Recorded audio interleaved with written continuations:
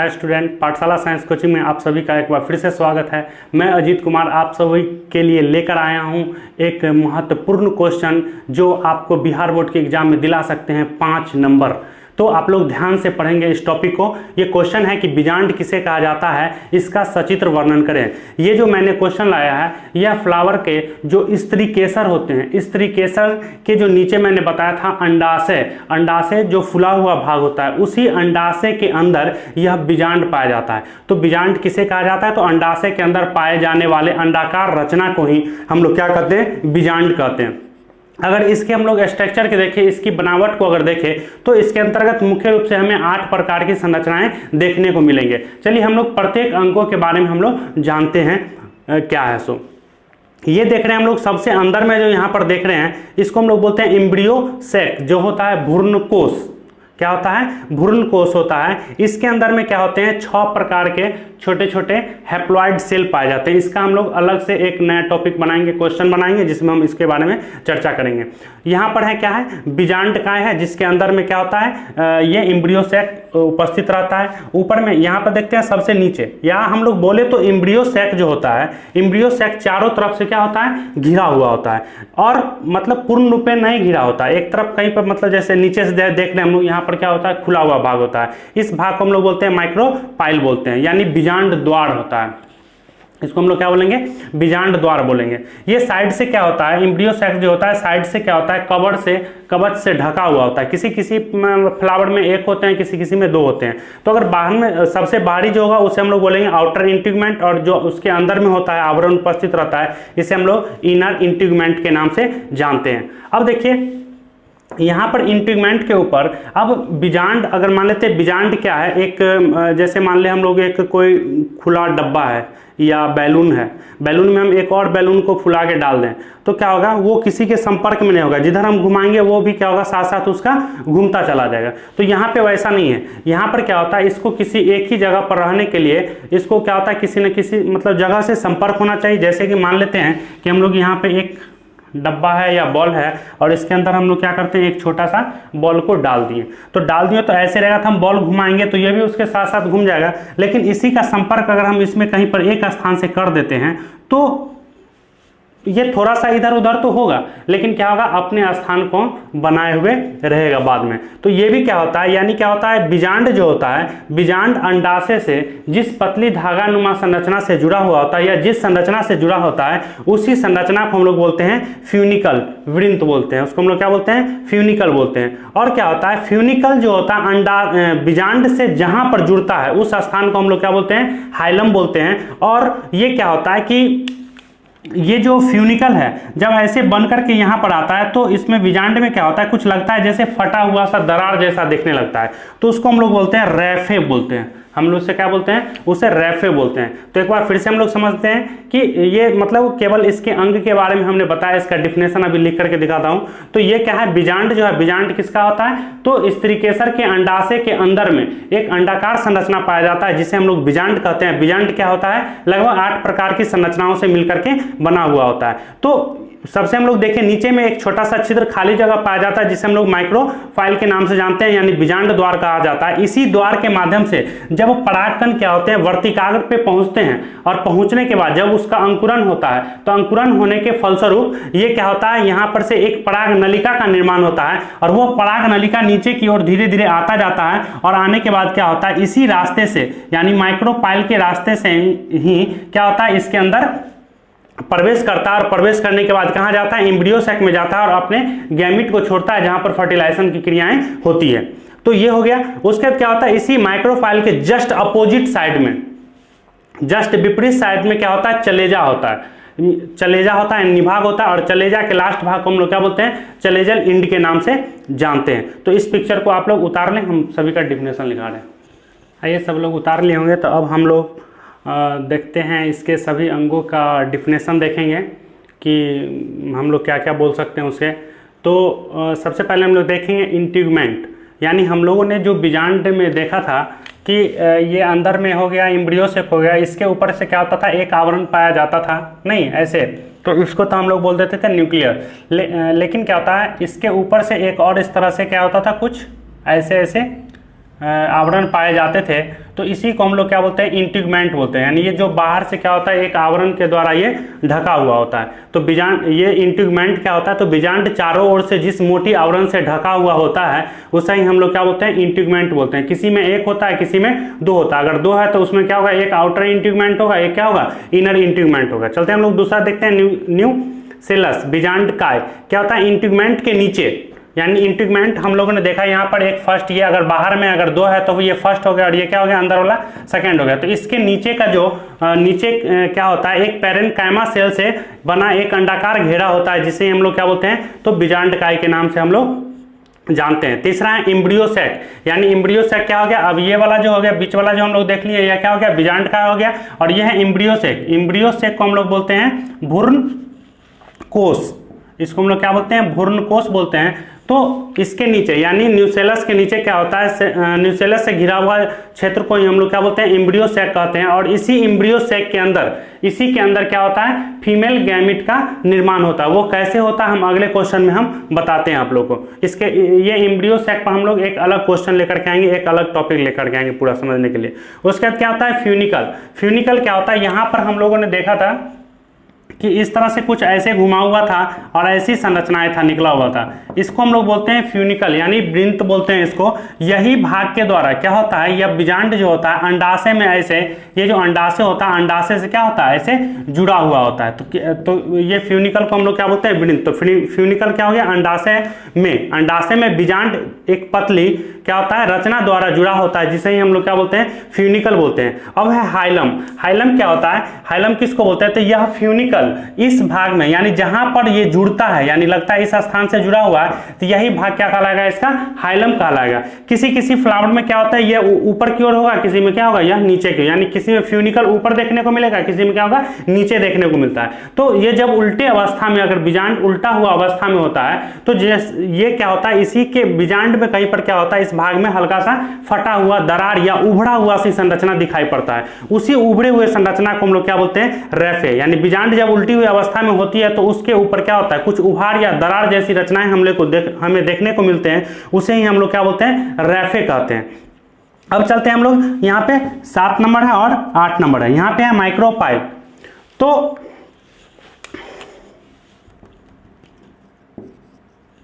Micropyle ये क्या हो गया, बीजांड द्वार। तो बीजांड द्वार क्या होता है, यहाँ पर देखें हम लोगों ने नीचे में, यहाँ पर क्या होता है, ऐसे मतलब जब ये इंटीगमेंट जो होता है पूरी तरह से क्या होता है, एम्ब्रियो सैक को पूरा तरह से कवर नहीं करता है। वो क्या होता है, कुछ यहाँ पर जैसे नीचे में हम लोग देख रहे हैं खाली जगह है, इसी खाली जगह को हम लोग क्या बोलते हैं, तो माइक्रोफाइल बोलते हैं। यानी बीजांड में एक छिद्र पाया जाता है, जिसे ही हम लोग क्या बोलते हैं, माइक्रोफाइल, यानी बीजांड द्वार के नाम से हम लोग जानते हैं। और इसी के माध्यम से क्या होता है, पॉलन ट्यूब जो होता है, यानी पराग नलिका जो होता है, वो क्या होता है, अंदर की ओर प्रवेश करता है। अब चलते हैं हम लोग देखते हैं चलेजा। तो चलेजा क्या होता है, तो ये माइक्रोपाइल के जस्ट जो अपोजिट साइड में जो संरचनाएं देखने को मिलते हैं, उसे हम लोग क्या बोलते हैं, चलेजा बोलते हैं। और चलेजा की जो लास्ट भाग होता है, लास्ट छोर होता है, उसे हम लोग क्या बोलते हैं, तो चलेजल इंड के नाम से हम लोग जानते हैं। अब एक चीज हम लोग और अभी इसी में देखेंगे, बड़ी महत्वपूर्ण चीज है और समझने वाली बात भी है, जो आप लोग शायद नहीं जानते होंगे। अभी हम आपको उसके बारे में चर्चा करते हैं। अभी जो मैंने दिखाया उसे आप लोग वीडियो को रोक करके उसे नोट कर सकते हैं, क्योंकि यह आप लोग के लिए क्या है, बहुत ही महत्वपूर्ण था, एग्जाम के व्यू से था। अब हम लोग एक फ्लावर से रिलेटेड ही, आप लोग जैसे परागन पढ़ चुके होंगे, हम वैसे परागन पे टॉपिक लेके आएंगे नहीं, क्योंकि आप लोग 10th में भी पढ़े होंगे, तो ये बड़ी आसान सी चीज़ होती है। लेकिन उसमें उससे रिलेटेड जो कुछ बातें हैं उस पर हम लोग चर्चा करेंगे अभी, कि जो आप नहीं जानते होंगे, और जानते होंगे तो बड़ी अच्छी बात है। हम लोग जानते हैं कि हम लोगों ने देखा था कि पुष्प का जो फीमेल पार्ट, या फिर बोले तो हम जो रिप्रोडक्टिव जो ऑर्गन्स होते हैं, जो महत्वपूर्ण जो भाग होता है, वो क्या होता है, एक स्त्री केसर होता है और दूसरा क्या होता है, उसका पुंकेसर होता है। तो स्त्री केसर के बारे में हम लोगों ने देखा कि यह इसका क्या वर्तिकाग्र है, ये नीचे वर्तिका होता है, और ये नीचे क्या होता है, ऐसे फुला हुआ होता है, इसको हम लोग क्या बोलते हैं, तो अंडाशय बोलते हैं। उसी तरह से इधर क्या होता है, एक हम पिक्चर बना रहे हैं, ये है आपका, तो किसका, ये हो गया पुंकेसर, और ये हो गया आपका स्त्री केसर, स्त्री केसर। ये क्या होता है, फीमेल पार्ट होता है इसका। एक फ्लावर का क्या होता है, फीमेल पार्ट होता है, और ये क्या होता है, इसका मेल पार्ट होता है।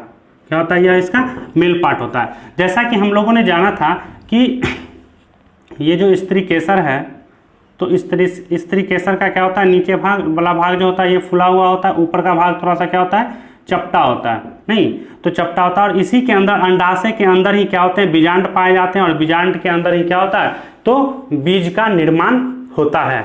अच्छा, हम लोग जैसे देखें कि परागन जो हम लोग पढ़ते हैं, परागन, तो परागन का मतलब होता है कि परागकोश से परागकण का निकलना तथा वर्तिकाग्र तक पहुंचने की क्रिया को ही हम लोग क्या कहते हैं, परागन कहते हैं। लेकिन हम लोग और भी पढ़े हैं कि परागन कई प्रकार के होते हैं, स्वपरागन होता है, परपरागन होता है। स्वपरागन मतलब क्या होता है, जो एक ही पौधा हो या एक ही फ्लावर हो, नहीं एक ही पुष्प है और वह द्विलिंगी है, तो उसमें से क्या होता है कि एक मतलब कुछ ऐसे पुष्प हैं जो द्विलिंगी पुष्प हैं, तो द्विलिंगी पुष्प में क्या होगा, उसमें स्त्री केसर भी होंगे और पुंकेसर भी होंगे। तो इसके क्या होगा, इसके पुंकेसर मतलब परागकोश से परागकण निकला और उसी पुष्प के क्या हो गया, वर्तिकाग्र पे चला गया, तो हम लोग उसको क्या बोलेंगे, स्वपरागन की क्रिया बोल देते हैं। लेकिन चलिए यहाँ पर स्वपरागन की क्रिया हो गई, कभी परपरागन की क्रिया में क्या होता है कि एक पुष्प के परागकण निकले और किसी दूसरे पौधे के पुष्प के वर्तिकाग्र पर जाकर गिरते हैं, तो उसे हम लोग क्या कहते हैं, परपरागन कहते हैं, यानी पराये पौधों के द्वारा क्या हुआ, परागकण प्राप्त हुआ। अच्छा, हम लोग देखते हैं कि जब परागन की क्रिया होती है तो परागकण आते हैं और वर्तिकाग्र पे पहुंचते हैं, नहीं लेकिन जब क्या होता है उसी जाति के पहुंचते अगर हो तब हम लोग उसको परागन की क्रिया कहेंगे और परागन होगा भी। जैसे मान लेते हैं हम लोग कि कोई अभी हम लोग देखते हैं जैसे अमरूद, या हम लोग बात करते हैं आम, या फिर हम लोग बात करें लीची, नहीं तो जिसमें भी, या फिर हम लोग बात करते हैं मक्के का पौधा, उसमें भी तो ऐसा तो नहीं है कि मान लेते हैं कि एक आम का पेड़ यहाँ है या तार का पेड़ एक इधर है, तार का पेड़ नहीं, और खजूर का पेड़ अलग है, यहाँ पर खजूर का पेड़ है, ये मान लेते हैं हम लोग क्या है, खजूर का पौधा इधर है और इधर क्या है, तार का पौधा है, तार का पेड़ है, और दोनों में परागन की क्रिया के द्वारा मतलब परागन की क्रिया होता है उसमें। अब मान लेते हैं कि तार है, एक लिंगी पौधा होता है, या फिर तार को हम लोग बात करते हैं, चलिए खजूर भी ले लेते हैं या पपीता ले लेते हैं, तो यहाँ पे तार और हम लोग बात कर लेते हैं पपीता का पेड़ का, पपीता, तो इसमें क्या है, ये तार एक लिंगी पौधा होता है और पपीता का भी क्या होता है, एक लिंगी पेड़ होता है, यानी इसके क्या होते हैं, मेल जो प्लांट्स होते हैं वो अलग होते हैं और फीमेल प्लांट्स जो होते हैं अलग। मैं आपको एक सिंपल सी भाषा में बता दूं कि तार का जो पेड़ होता है एक में फल फड़ते हैं और एक में क्या होता है, फल नहीं पड़ता है, केवल नेढ़ा निकल के रह जाता है, होता है कि नहीं होता है, होता है। तो जिसमें केवल नेढ़ा निकलता है उसको हम लोग क्या बोलते हैं, वो उसका मेल प्लांट हुआ, यानी वो नर पौधा है, और जिस तार के पेड़ से क्या होता है, फल पड़ता है, वो क्या हो गया, मादा हो गया। उसी प्रकार से क्या होता है, पपीता में भी होता है, तो पपीता में भी क्या होता है, इसमें भी नर होता है और मादा होता है। अब मान लेते हैं कि यहाँ पे तार का पेड़ है और यहीं पे क्या है, बगल में पपीता का भी पेड़ है, तो परागन की क्रिया के दौरान हो सकता है, मान लेते हैं इसमें कुछ में वायु परागन की क्रिया होता है, किसी में पक्षी परागन की क्रिया होता है, किसी में मानव परागन की क्रिया होता है, किसी में कीट परागन की क्रिया होता है, किसी में जल परागन की भी क्रियाएं होती है।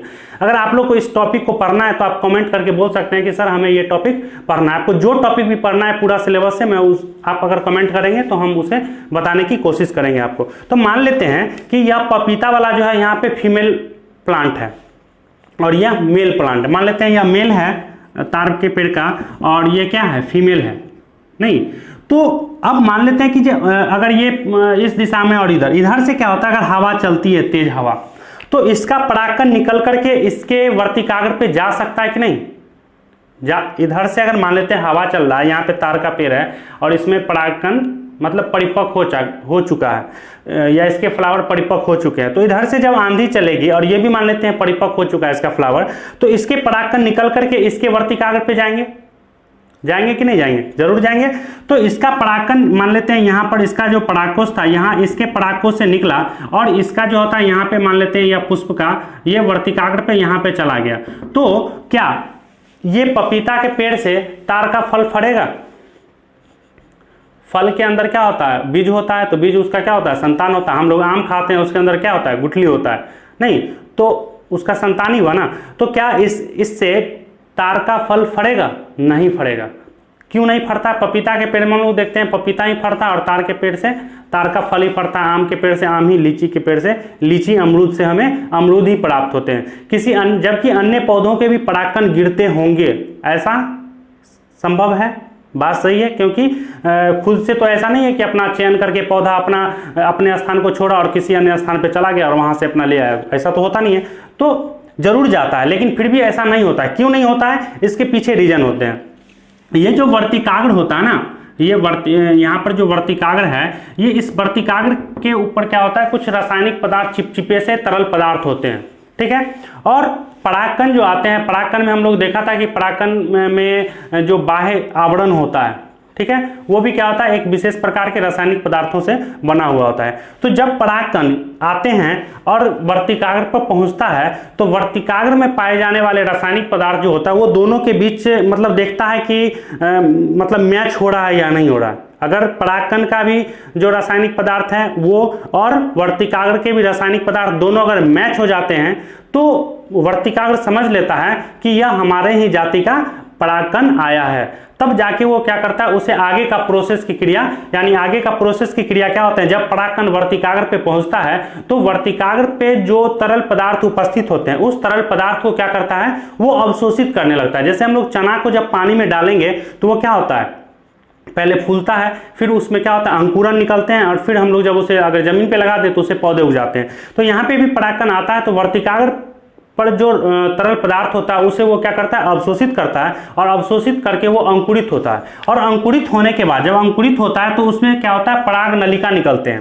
क्या निकलते हैं, पराग नलिका। अगर हम लोग इसे पराग ऐसे देखें पिक्चर के माध्यम से, ये क्या हो गया, ये पुष्प का वर्तिकाग्र है और ये वर्तिका हो गया, और ये क्या आता है, अंदर की ओर अंडाशय है। तो जब यहाँ पे परागकण आया तो क्या हुआ, तो इसके रासायनिक पदार्थों को या तरल पदार्थों को अवशोषित किया। अवशोषित करने के बाद क्या होता है, ये अंकुरित हो जाता है। अब देखिए इसमें और एक मजेदार बात है कि यह क्या है, अभी लॉक है यहाँ पे। ये अंदर से अगर हम लोग देखें तो ये तो हो गया, क्या हो गया, ये वर्तिकाग्र हो गया और ये वर्तिका है। तो वर्तिका जो होता है बीच से खोखला होता है, बीच से खोखला होता है। लेकिन यहाँ पे जहाँ पे वर्तिकाग्र और वर्तिका नहीं, ये वर्तिकाग्र होगा और ये वर्तिका, दोनों आपस में जहां पर जुड़ते हैं ये स्थान बंद होते हैं, ठीक है। तो जब परागकण यहाँ पे आया तो परागकण आने के बाद क्या होता है, अंकुरित होता है, और अंकुरित होने के बाद यहाँ पे आता है।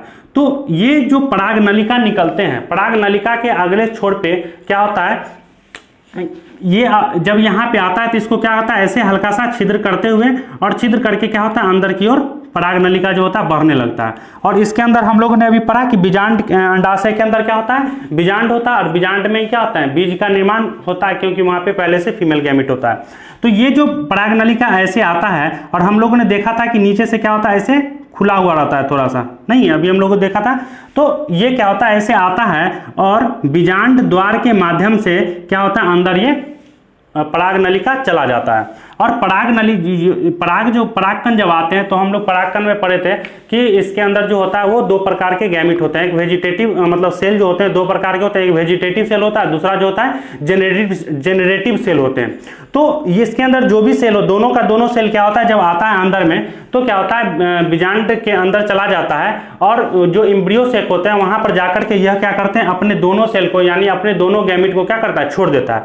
तो जब छोड़ देता है तो इसके अंदर में जो यहाँ पर देखे थे हम लोग, जो सेल था नहीं, तो इसमें क्या होता है, जेनरेटिव सेल जो होगा एग सेल के साथ क्या करता है, फ्यूजन की क्रिया कर लेता है। और यहाँ पर क्या होता है, सेकेंडरी पोलर न्यूक्लिक होते हैं, यानी यहाँ पर ये जो बीच में रहते हैं वो उसके साथ जाकर के क्या होता है, वेजिटेटिव सेल जो होता है वो फर्टिलाइजेशन की क्रिया को कर लेता है, और इस प्रकार से एक बीजांड के अंदर एक बीज का विकास होता है, और उसके लिए जो बीज का जो पोषण पदार्थ होता है जिसे हम लोग बोलते हैं इंडोस्पर्म, उसका भी क्या होता है, धीरे धीरे विकास होने लगता है। तो हम लोगों ने देखा कि क्यों नहीं आम के पेड़ से कटहल का फल फर जाता है, तार के पेड़ से पपीता का पेड़ फल क्यों नहीं निकल सकता है, क्योंकि जब परागकण आता है तो पहले उसको क्या करता है, चयन करता है कि यह हमारे जाति का है या फिर नहीं। अगर नहीं होता है तो उसे क्या करता है, उसे आगे की क्रिया नहीं करने देता। इसलिए जो जिस जाति का पौधा होता है उसी में उसी जाति के क्या होते हैं, फल उगते हैं। तो हमने जो अभी पीछे बताया था आप लोग उसे नोट कर लिए होंगे, और इसे आप लोग बार बार प्रैक्टिस करते रहे, क्योंकि एग्जाम में अगर आता है तो आप लोग आसानी से क्या कर सकते हैं, उसे सॉल्व कर सकते हैं। हम अब इसके बाद नेक्स्ट क्वेश्चन लेकर के आएंगे। अभी तक इतना ही। अगर किन्हीं को कोई क्वेश्चन प्रॉब्लम हो, कोई टॉपिक पढ़ना हो, तो आप हमारे कमेंट बॉक्स में जा करके बोल सकते हैं कि सर ये टॉपिक हमें पढ़ना है। नेक्स्ट दिन हम जरूर उस टॉपिक को लेकर के आएंगे।